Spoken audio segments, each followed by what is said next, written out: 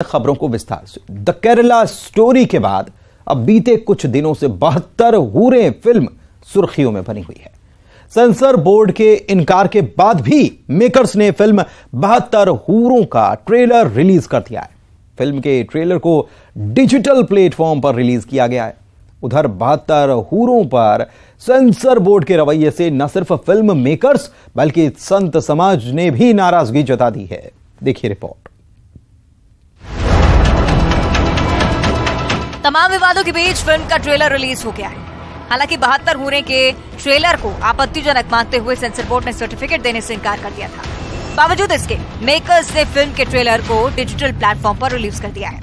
एक चीज समझना बहुत जरूरी है कि एक फिल्म का अलग सेंसर होता है, ट्रेलर का अलग सेंसर होता है। ठीक है, तो फिल्म का सेंसर तो हमारे पास है, तब जाके ये अवार्ड्स मिले हैं। क्योंकि अगर आपके पास सेंसर सर्टिफिकेट नहीं है तो you can't enter into these competitions and these awards. ठीक है, अब ट्रेलर जो आपने देखा, इसमें एक पैर का शॉट है।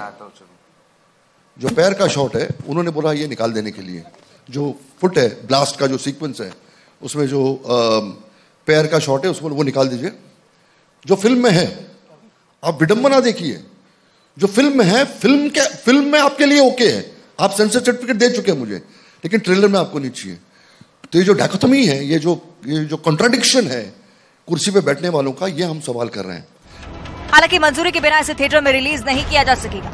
उधर सेंसर बोर्ड और फिल्म मेकर्स के इस कदम के बाद एक बार फिर से 72 हूरे को लेकर बहस छिड़ गई है। 72 हूरे के समर्थन में सेंसर बोर्ड के खिलाफ मोर्चा खोल दिया है अयोध्या के संतों ने।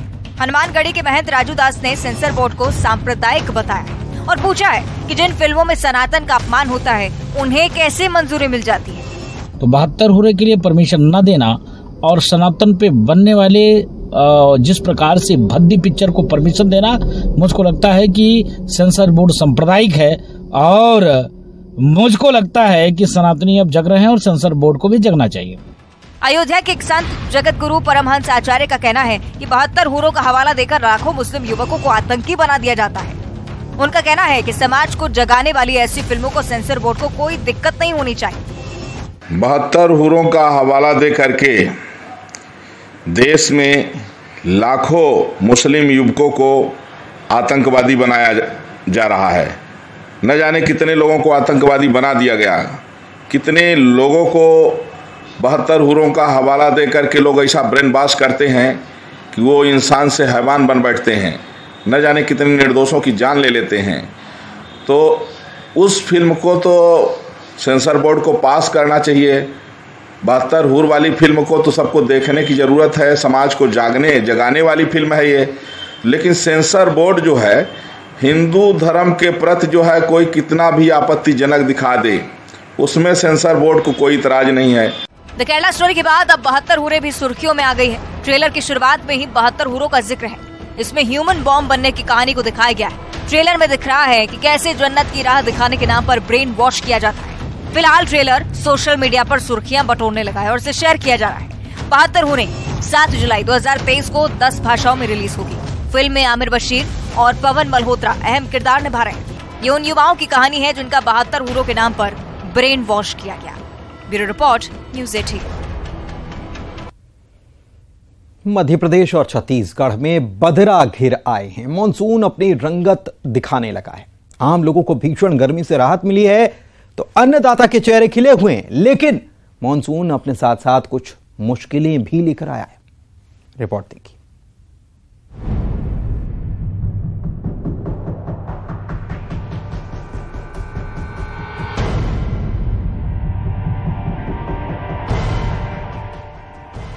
मध्य प्रदेश में मॉनसून मेहरबान है। मौसम विभाग ने बारिश के लिए जो अलर्ट जारी किया था वो सटीक साबित होता भी नजर आ रहा है। कई जिलों में जोरदार बारिश देखने को मिल रही है, लेकिन कहीं कहीं बारिश का साइड इफेक्ट भी दिख रहा है।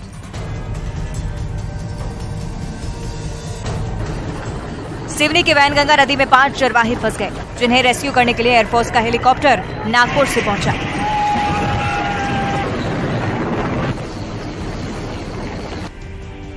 मध्य प्रदेश में मानसून की बारिश जारी है। लगभग पूरे ही प्रदेश में बारिश हो रही है। एक तरफ जहां बारिश होने से लोगों को गर्मी से राहत मिली है, तो वहीं कई जगहों पर बारिश ने लोगों की परेशानियां बढ़ा दी हैं। जलभराव की वजह से लोगों को भारी परेशानियों का सामना करना पड़ रहा है।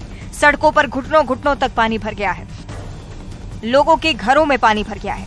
नरसिंहपुर, जबलपुर, मंडला, सिवनी, देवास, छतरपुर, बालाघाट, दतिया सहित कई जिलों में बदरा जमकर बरस रहे हैं। शहडोल संभाग में कई घंटों की मूसलाधार बारिश ने जनजीवन प्रभावित कर दिया है। घरों में पानी घुस गया है, सड़कें भी तालाब में तब्दील हो गई हैं। यहाँ अगले 2 दिनों तक भारी बारिश का अलर्ट। नरसिंहपुर में बारिश ने निचली बस्तियों में जनजीवन को काफी प्रभावित किया है। कई वार्डों में पानी भर गया है। वहीं गोटे गांव में शेर नदी के पुल पर पानी आ चुका है। करेली में धमनी तो नरसिंहपुर में सिंगरी उफान पर है। मंडला के नैनपुर की थाबर नदी उफान पर है। मंडला सिवनी सड़क मार्ग का संपर्क टूट गया है। मंडला डिंडौरी मार्ग भी बंद हो गया है। 3 जिलों से मंडला का संपर्क टूट चुका है। भारी बारिश से मंडला में 2 गांव के बीच बना जलाशय टूट गया, जिससे आसपास के खेतों और घरों में भी पानी भर आया। बालाघाट में सैलाब से मानकुंवर नदी पर बना पुल बह गया, जिसकी वजह से नैनपुर मुख्य मार्ग पूरी तरह से बंद हो गया है। करीब 20 गांव का भी बालाघाट मुख्यालय से संपर्क टूट गया है। यहां 3 दिनों से बारिश का दौर जारी है। श्योपुर में बारिश की वजह से नदी नाले उफान पर हैं। कई जगहों पर पानी रपटों के ऊपर से बह रहा है। कई जगहों पर रपटे भी डूब चुके हैं।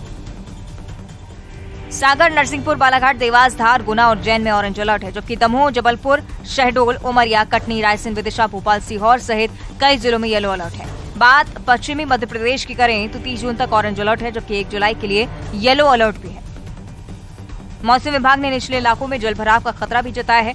साथ ही गरज चमक और आसमानी बिजली से बचने की सलाह दी जा रही है। Bureau report, news city.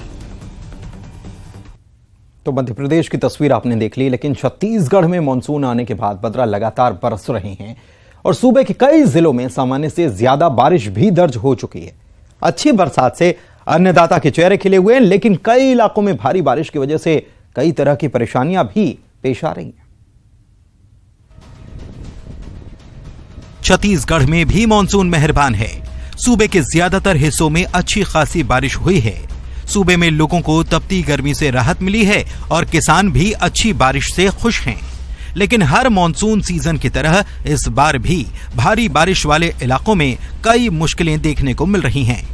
Bilaspur में लगातार बारिश से अरपा भैंसाझार बैराज का जलस्तर बढ़ गया, जिसके बाद बैराज से अरपा नदी में पानी छोड़ा गया। नदी के निचले इलाकों में लोगों को अलर्ट कर दिया गया। कोरबा में भारी बारिश की वजह से गुंजन नाले पर बना रपटा बह गया, सड़कें बह गई और दर्जनों गांवों का संपर्क टूट गया। वहीं बलौदाबाजार में महानदी उफान पर है।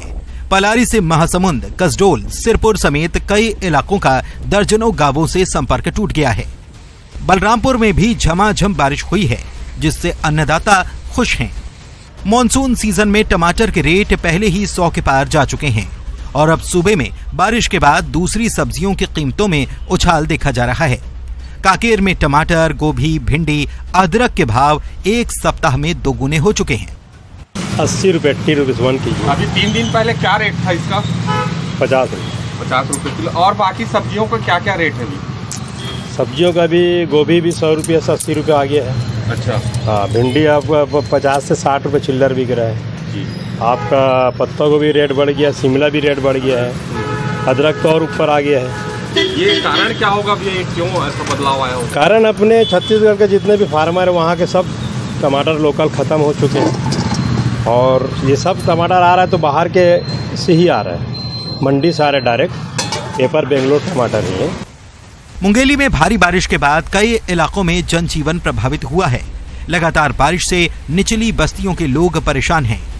मौसम विभाग के मुताबिक आने वाले दिनों में मौसम सामान्य बना रहेगा।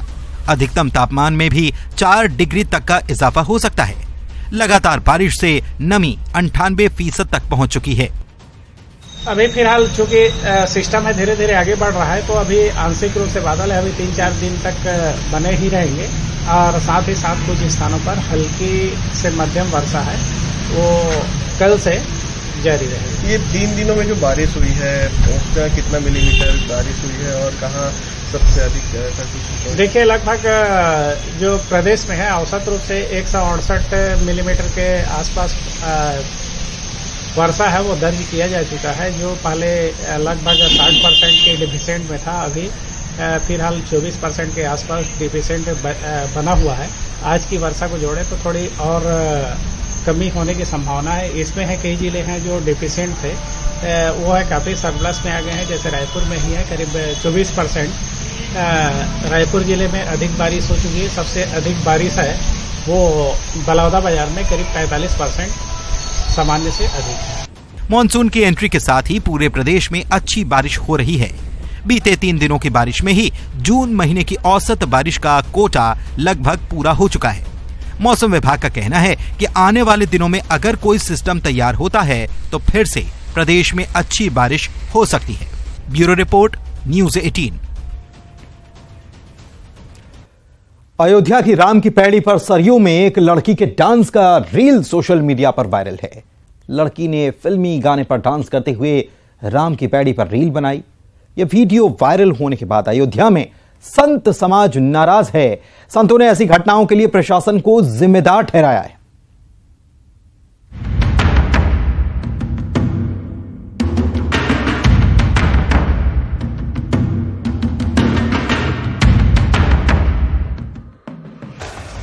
भगवान राम की नगरी अयोध्या में सरयू किनारे स्थित राम की पैड़ी करोड़ों लोगों की आस्था का केंद्र है, लेकिन इन दिनों रील बनाने के जुनून में लोग धार्मिक स्थलों की मर्यादा का भी ख्याल नहीं रखते।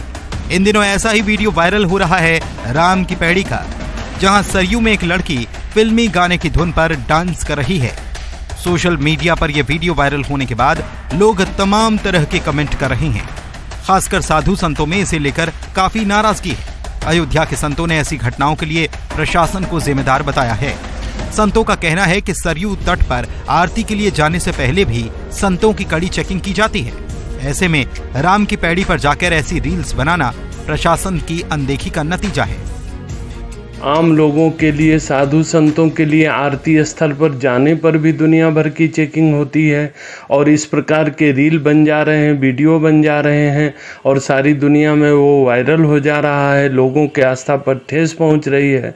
तो कृपया अयोध्या की आस्था और सनातन धर्म की आस्था से प्रशासन के लोग खिलवाड़ करने की कोशिश न करें। इसके लिए सजग रहें, सतर्क रहें।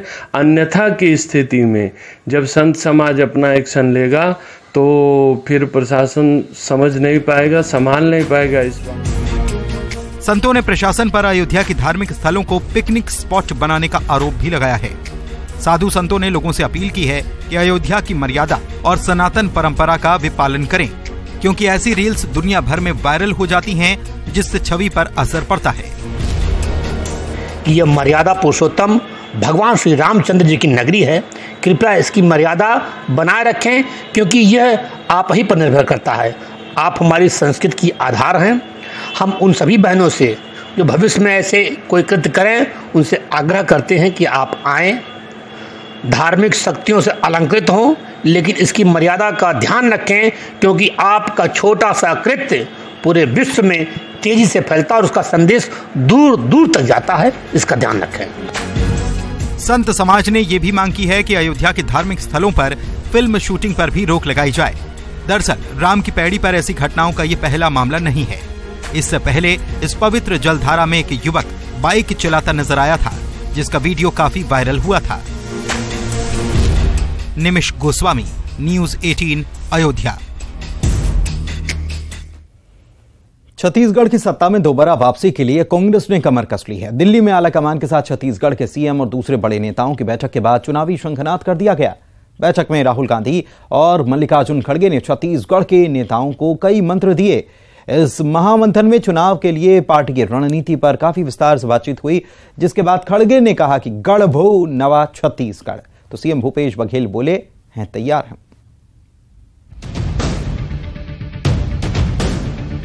छत्तीसगढ़ कांग्रेस को आलाकमान से चुनावी मंत्र मिल गया है।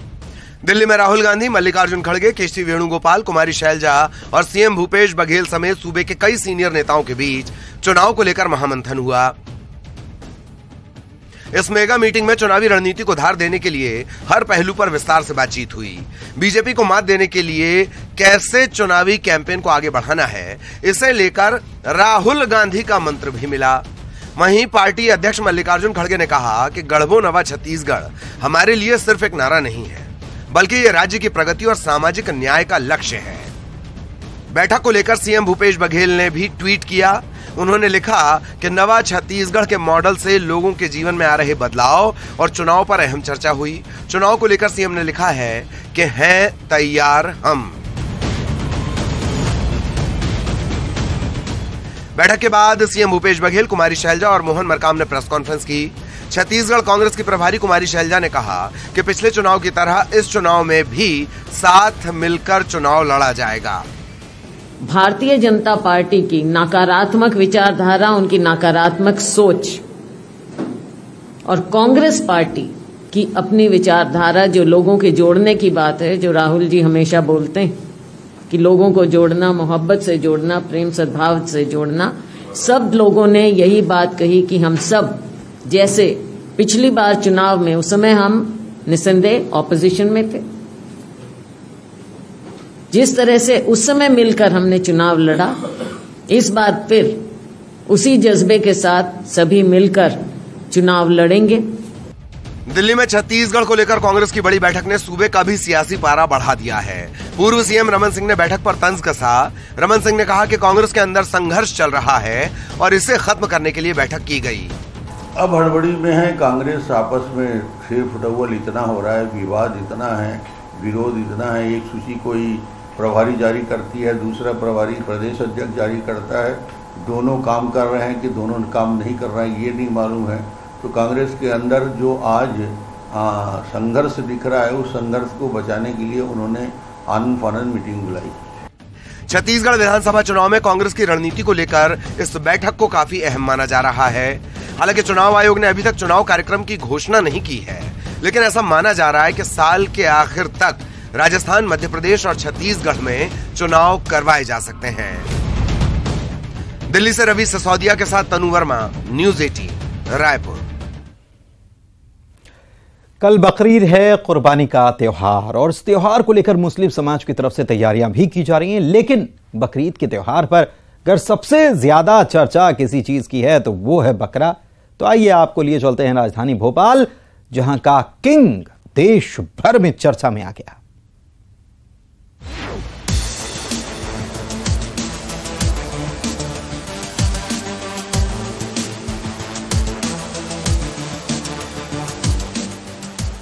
कुर्बानी के त्योहार बकरीद पर सबसे ज्यादा आकर्षण का केंद्र बकरे होते हैं और इन दिनों राजधानी भोपाल में एक से बढ़कर एक बकरे नजर आ रहे हैं, जिन्हें फार्म हाउस में खास तौर पर तैयार किया गया है।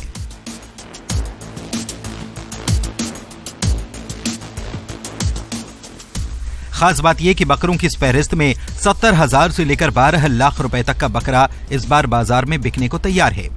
सबसे पहले बात 12 लाख वाले किंग की। जैसी इसकी कीमत वैसा ही इसका डील डॉल। हाइट 44 इंच और वजन पूरे 174 किलो। और इसे तैयार किया भोपाल के इब्राहिम गोट फार्म में, जहां से इसका सौदा मुंबई में 12 लाख रुपए में किया गया। लेकिन सिर्फ किंग ही नहीं जो चर्चा में है, बल्कि किंग के बिल्कुल उलट बैंटम भी छाया है। बैंटम नाम की ब्रीड का यह बकरा सबसे छोटा बकरा कहा जाता है, जिसकी हाइट 20 से 22 इंच होती है। दरअसल न सिर्फ लंबे, ऊंचे, चौड़े या फिर वजनी बकरों की डिमांड होती है, बल्कि छोटे और देखने में क्यूट बकरे भी छाए हुए रहते हैं। इन्हीं खासियत के साथ बैंटम प्रजाति का ये बकरा है। इसका वजन 40 किलो है और कीमत करीब 1 लाख रुपए।